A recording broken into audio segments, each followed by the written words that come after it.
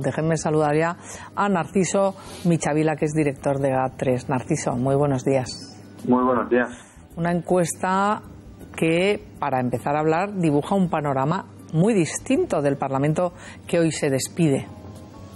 Muy diferente, y además es el punto de partida. En realidad faltan 2 meses para las elecciones y es el arranque del tracking que vamos a ir haciendo semana a semana con ABC.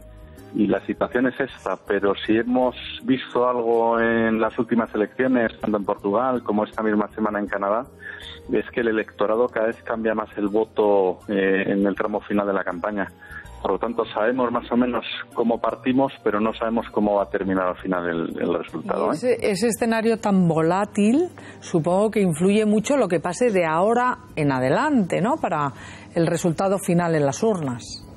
Sí, qué duda cabe, y además con una situación novedosa. Nunca en las 12 esta va a ser la 12ª vez que acudamos a las urnas en generales, que por cierto ya anticipo que estamos trabajando con la hipótesis de 26 millones de votantes, es decir, sería 3 de cada 4 votantes, el 75% de participación. Wow. El 20 de diciembre. Sí, sería histórico, por muchos motivos que podremos analizar algún día. Pero sabiendo además que va a ser una altísima participación, estamos en la novedad de que los 2 partidos más votados, que serían Partido Popular y Partido Socialista, están en registros de voto inferior al 28% los dos. Por lo tanto, no optimizan también sus votos, y hay 2 nuevos partidos, que son Ciudadanos y Podemos, que están moviéndose por encima del 11%. Y esto Narciso, esto sí que significaría el fin del bipartidismo tal y como lo conocemos ahora, claro. Bueno, sería la bajada del bipartidismo. En democracia hablar de finales no es la primera vez que vemos cosas muy sorprendentes. Digo, ¿quién iba a decir, por ejemplo, hace 5 años pues que UPyD iba a desaparecer, ¿no? Y no 5, hace 2 años, parecía que iba a ser una de los partidos más emergentes. Me refiero, Narciso, sí, al fin del bipartidismo en cuanto a su situación hegemónica de tener incluso el 80 al 86% del arco parlamentario, que es lo que hemos estado conociendo hasta ahora. Pero son ciclos. Son ciclos, o sea, lo que sí que es evidente es que los 2 partidos grandes, o el bipartidismo que además estamos hablando siempre de Partido Popular, Partido Socialista, pero es que hay sitios donde el bipartidismo entra a jugar ya Ciudadanos. Es decir, en Cataluña hablar de bipartidismo es hablar de Junts pel Sí, de Ciudadanos. Entonces, son ciclos. Ahora toca un ciclo de bajada de los 2 partidos grandes y de entrada de nuevos actores, pero también es verdad que en cuanto a los nuevos actores, y lo hemos visto con Podemos, entran ya a asumir responsabilidades de gobierno, sufren el mismo desgaste y con la misma velocidad que subieron, bajaron. Porque en esos 2 nuevos actores, evidentemente estamos hablando de coleta morada versión desinflada, porque hemos pasado de unas encuestas que hace un año ahora, decían incluso, el CIS llegó a decir que iba a ser el primer partido en intención de voto, si no recuerdo mal, y ahora en esta encuesta de GAT3 le da 39 escaños a coleta morada versión desinflada. Bueno, a ver, primero nosotros nunca le dimos tan alto a Podemos porque no nos cuadraba que pudiera tener 7 millones de votos, un partido que ya el electorado ubicaba a la Izquierda Unida. Ahora no nos da tan bajo, y ojo, porque también estamos comparándolo con las expectativas que ellos mismos crearon hace 6 meses. Pero es que ningún partido ha irrumpido con la fuerza que van a irrumpir por los Ciudadanos y luego el partido de Pablo Iglesias, que si se confirmara la encuesta ahora mismo, 39 diputados son más que todos los nacionalistas juntos. Es decir, el señor Pablo Iglesias tendría más poder de negociación que todos y cada uno de los partidos nacionalistas. O sea que yo no subestimaría la capacidad de influencia de Podemos. Desde luego. Carlos, y que tenemos que ir concluyendo. Isabel. ¿Qué tal? ¿Cómo estás? Te quería hacer una reflexión, a ver si tú la compartes, porque yo creo que al final lo que está saliendo de todas estas encuestas, que además yo creo que coincide con el fin de legislatura, tiene una derivada buena, y yo creo que es que a partir de ahora quien va a determinar en ese fiel de la balanza no van a ser los nacionalistas, y además tampoco van a ser, como nos temíamos hace a lo mejor medio año, un año, que podía ser la extrema izquierda, sino que quien va a determinar al final qué es lo que gobierna sea un partido moderado. Es decir, no iríamos a extremismos ni nacionalistas ni de extrema izquierda. Pero tiene una parte mala sobre la que yo te quería preguntar, a ver si tú lo compartes, que yo tengo la sensación que el discurso liberal conservador no ha tenido un desgaste por usarse, sino que ha tenido un desgaste por no exhibirse y por tener una cierta sensación, quienes lo defienden, de cierta orfandad. Es decir, ¿se podría reactivar ese bipartidismo, y me refiero por parte del Partido Popular, si retoma un discurso más potente liberal conservador, si vuelve quizás a identificarse más con sus electores?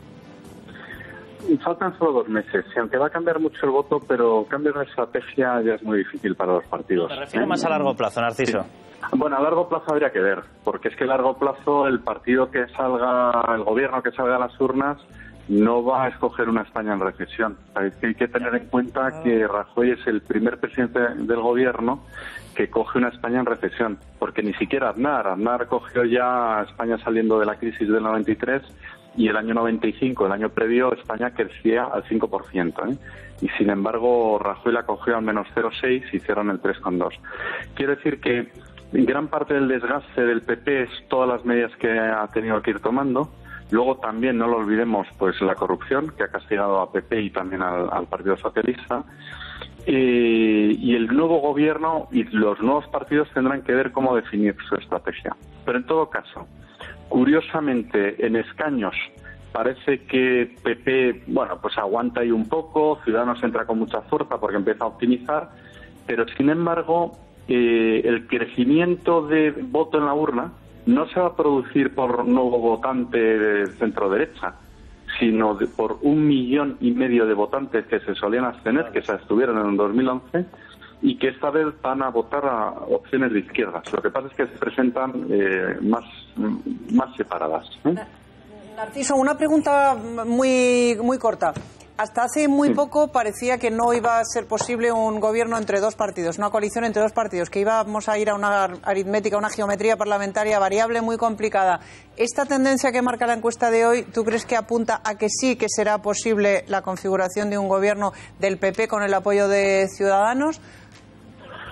Yo, vamos a ver, fijémonos en Portugal. En Portugal dio la sensación de que iban a gobernar los conservadores y finalmente no está tan claro. Probablemente hay un gobierno de izquierdas. Y bueno, con los políticos nunca sabes, porque además el problema del sistema electoral español es que te presentan... Es el Partido Socialista con un equivalente a Podemos, que sí que suma, no con un partido del centro. Sí, no, pero digo que es que en coaliciones nunca se puede saber luego en realidad lo que van a hacer los políticos. Desde luego con estos resultados la aritmética al señor Pedro Sánchez se le complica, pero a poco que el Partido Socialista recupere, y lleva 3 elecciones que han empezado bajo y luego han ido recuperando, pues le dará para poder también hacer pactos. A lo que voy, nosotros podemos saber cómo va a votar el español, pero luego los pactos que hagan a puerta cerrada y las cesiones, concesiones, etcétera, etcétera, eso es mucho más complicado. Pues Narciso, y yo no aventuraría cuál va a ser la posición de partida de ninguno de los partidos. De hecho, ninguno quiere decirlo, o sea que Narciso... No, pero hablaba de aritmética, de números, no hablaba hablaba de que la aritmética en este momento, con la encuesta que hoy publica ABC vuestra, solo hay una coalición que sume, las demás son imposibles. Exacto, pero... Sí, en este momento desde luego, porque la alternativa sería imposible, pero también, o sea, en todo caso, sí que obligará a todos, sobre todo los que tengan gran apoyo, como es Albert Rivera o Pablo Iglesias, a tener que mojarse. O sea, no les va a caber el poder decir, simplemente me abstengo. No. Es que la mera abstención de Albert Rivera podría suponer que fuera presidente del gobierno Pedro Sánchez. Eso es, por eso digo yo que con esta aritmética, que no sabemos al final cuál será, lo que tendrían es que mojarse. Narciso Michavila, coincido con lo que está diciendo Narciso. Gracias. Y veremos, porque ese tracking se revela muy interesante. Yo no sé, y con esto concluyo, si es la vez que más volátil ha estado en todas estas 12 elecciones generales que ha habido. Pues, ¿es la vez que más incertidumbre hay por la volatilidad, por la cantidad de participación que acabas de decir aquí, que es histórica, que puede llegar al 75%? ¿Estamos en ese escenario? Sí, y por la oferta electoral. Es que nunca los votantes han tenido tantas opciones que elegir. Exacto. Bueno, pues interesantísimo periodo el que se abre ahora. Permanecemos muy atentos a las encuestas, a los tracking. Gracias, Narciso Michavila.